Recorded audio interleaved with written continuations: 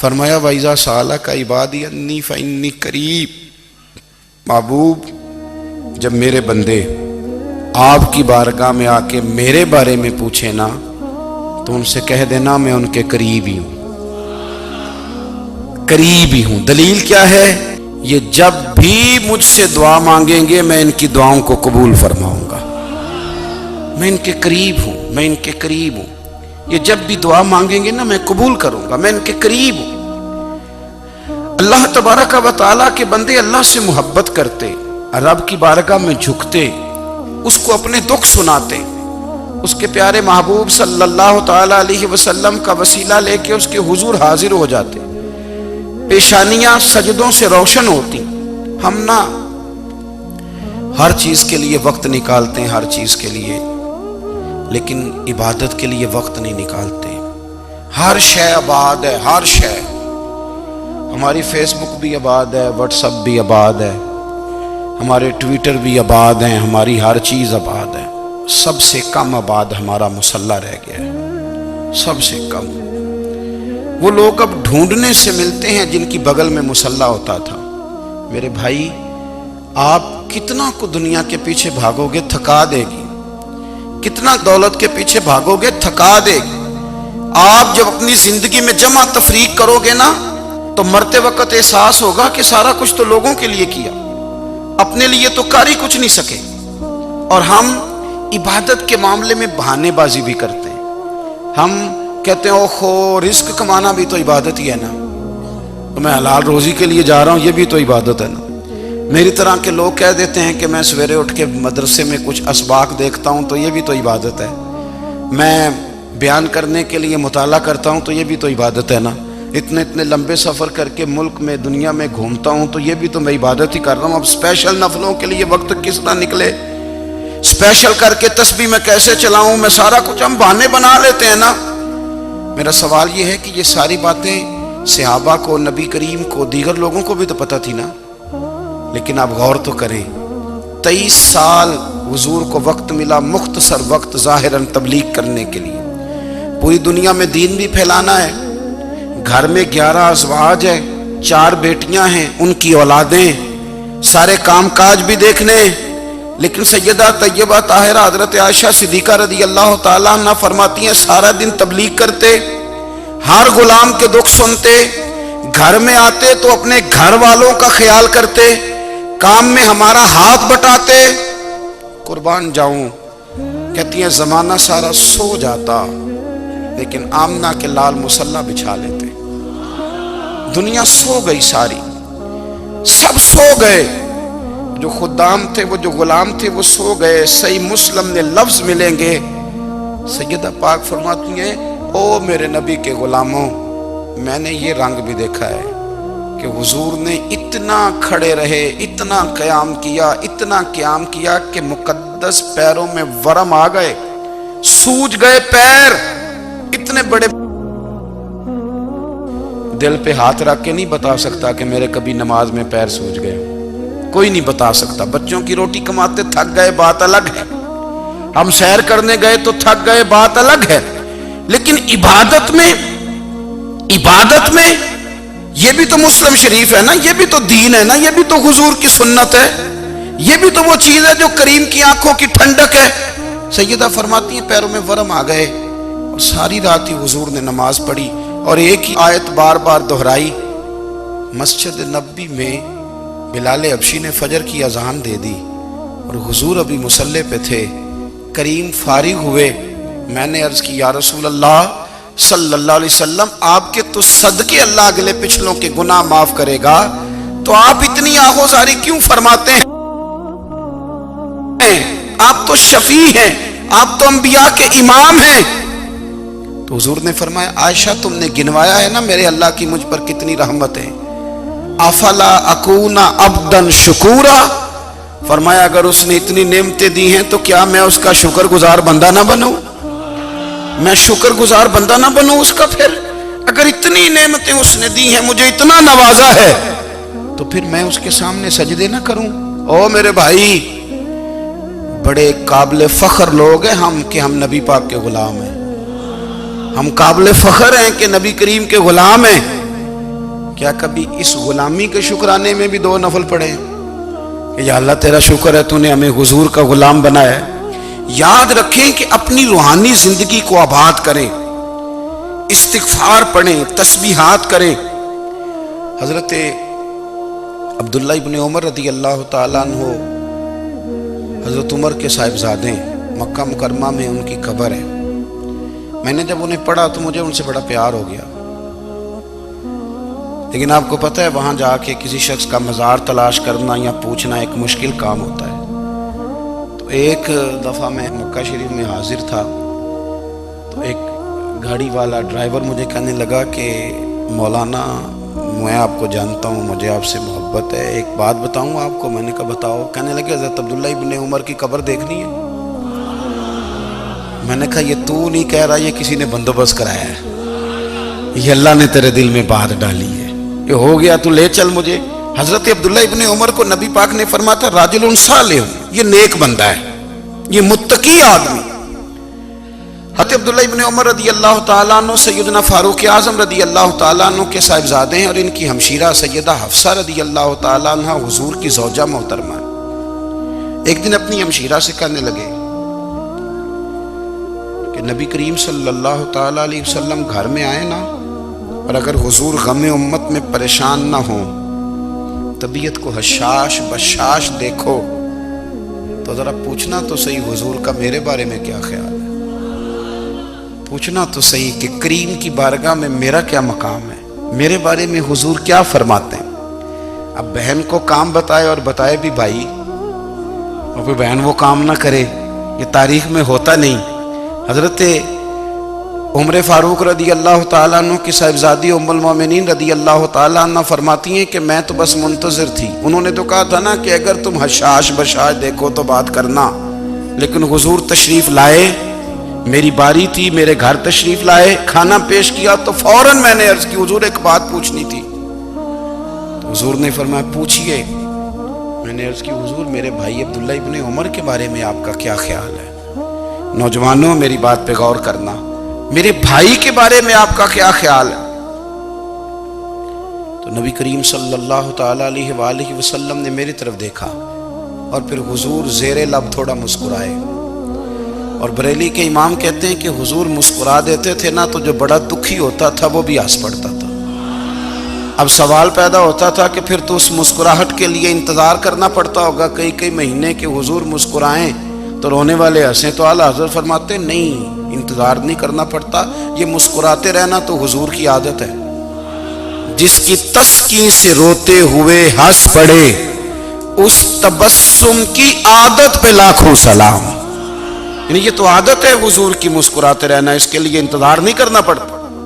بھائیو آپ خیال رکھیں گے، غور کریں گے، حضرت عبداللہ ابن عمر رضی اللہ تعالیٰ عنہ کے بارے میں پوچھا تو سیدہ فرماتی ہیں کہ نبی کریم صلی اللہ تعالیٰ علیہ وسلم نہ زیر لب مسکرائے اور فرمایا حفصہ تیرا بھائی ہے تو اچھا، لیکن میں نے سنا ہے کہ عشاء کی نماز پڑھتا ہے تو فجر تک سویا ہی رہتا ہے۔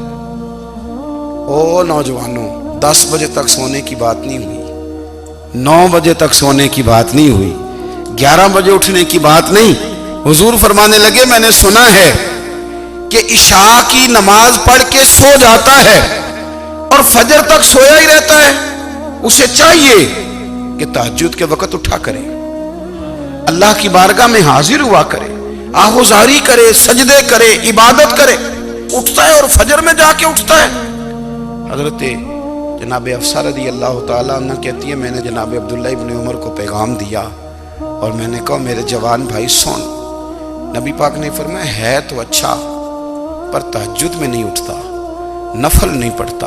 او میری ملت کے جوانوں، مزہ نہیں آ جاتا جب ساری دنیا سوئی ہو، ساری دنیا، اور بستر بھی گرم ہو اور نیند بھی پورا غلبہ کر رہی ہو، اور اچانک گھنٹی بجے دماغ میں، آنکھ کھلے، گھڑی پہ نظر پڑے، 3:30 4 بجے کا پیغام گھڑی بتائے، اور کوئی چڑھتی جوانی والا اٹھ کے وضو کرے، اور جب وہ مصلی کھول کے بچھائے تو مدینے والے محبوب کہتے ہیں کہ ہر نماز پہ رب ثواب دیتا ہے، اور جو اٹھ کے تہجد کی نماز پڑھے اسے دیکھ کے تو رب مسکراتا ہے، جو اس کی شان کے لائق ہے، جو اس کی شان کے لائق، وہ مسکراتا ہے، خوش ہوتا ہے کہ میرا بندہ تہجد میں اٹھ گیا، وہ مسکراتا ہے۔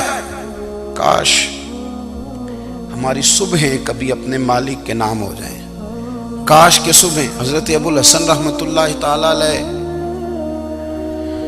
حضرت معاذ ابن جبل رضی اللہ تعالیٰ عنہ کے پاس بیٹھا کرتے تھے، فرماتے ہیں ان سے جو پیار بڑھا تو پھر میرا مصلی سے بھی بڑھ گیا۔ تابعی ہیں، فرماتے ہیں صحابی رسول سے محبت ہوئی تو ذکر سے بھی ہو گئی، پھر درود شریف سے بھی ہو گئی، محبت ان سے بڑھی تو پھر اللہ نے مسجد کا پیار بھی بڑھا دیا۔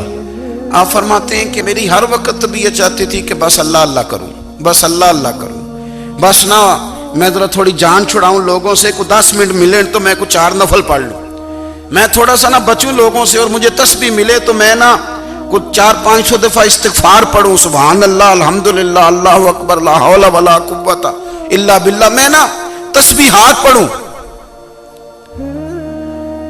فرماتے ہیں کہ بچے تھے گھر میں 6-7، غربت تھی، کام ملتا کوئی نہیں تھا، اور میں کام چور نہیں تھا، کام ڈھونڈتا تھا، پر اللہ کی قدرت کے کام نہیں ملتا تھا۔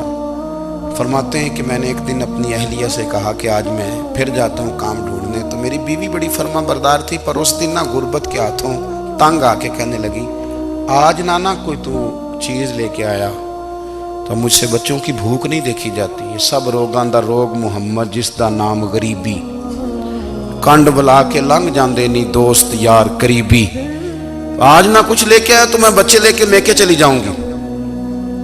شیخ فرماتے ہیں کہ میں بڑا پریشان گھر سے نکلا، پر میں نے صبح سے لے کے زور تک کام ڈھونڈا، کام ملا کوئی نہیں، تو میرے دل میں خیال آیا چلو کام نہیں ملتا تو اللہ اللہ تو کرے نا، چلو بندوں کی مزدوری نہیں ملتی تو رب کریم کی عبادت ہی کرتے ہیں۔ فرماتے ہیں کہ میں نے نا فرات کے پانی سے وضو کیا، نہر کے، شدید دھوپ تھی، ساتھ ریت تھی اور ریت تپ رہی تھی، میں نے اپنا رومال وہیں مصلی کے طور پر بچھا لیا، اور فرماتے ہیں کہ زور سے لے کر عصر تک نماز پڑھی، دھوپ بھی پورے زور پہ، پر میرے سجدے کا ذوق بھی پورے زور پہ۔ فرماتے ہیں سورج بھی چمک رہا ہے اور رب کی عبادت کا ذوق بھی پورے زور پہ، میں سجدہ کروں تو پھر میرا اٹھانے کو جی نہ چاہے۔